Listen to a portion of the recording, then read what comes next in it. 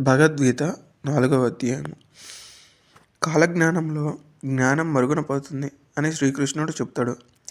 అనేక విధములుగా నేను ధర్మాన్ని పునరుద్ధరించడానికి, దుష్టులను శిక్షించడానికి మరియు మంచికి రక్షణ కల్పించడానికి మరలా వస్తూనే ఉంటాను.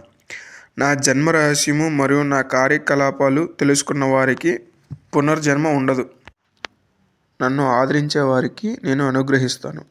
వారికి ఫలితాలు కూడా పుష్కలంగా దొరుకుతాయి.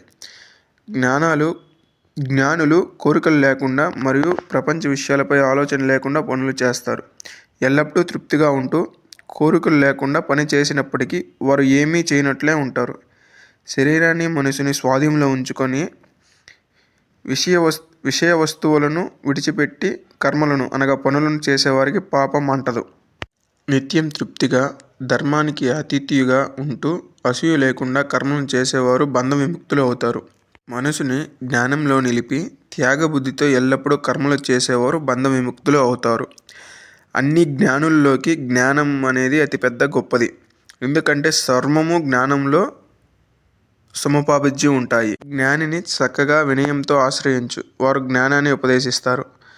జ్ఞానం సముపార్జించాక మోహాన్ని విడిచిపెట్టు, పూర్తి బయటపడు. సర్వం సృష్టిని నీలో మరియు అదేవిధంగా నాలోని చూడగలుగుతావు. అనేక పాపాలు చేసిన వారు కూడా జ్ఞానం అనే పడవ ద్వారా తమ పాపాల నుంచి బయటపడగలరు. జ్ఞానం అనే అగ్ని అన్ని కర్మలను నాశనం చేస్తుంది. జ్ఞానం కన్నా పవిత్రమైనది ఇంకొకటి లేదు. అంతేకాదు, సాధన చేసే అదే జ్ఞానాన్ని తనంతట తానే పొందగలడు. ఎవరైనా సరే తన పూర్తి శ్రద్ధ ఉంటే జ్ఞానాన్ని మరియు పరమశాంతిని పొందగలరు. అనుమానాలు కలిగి ఉన్నవారు నష్టపోతారు.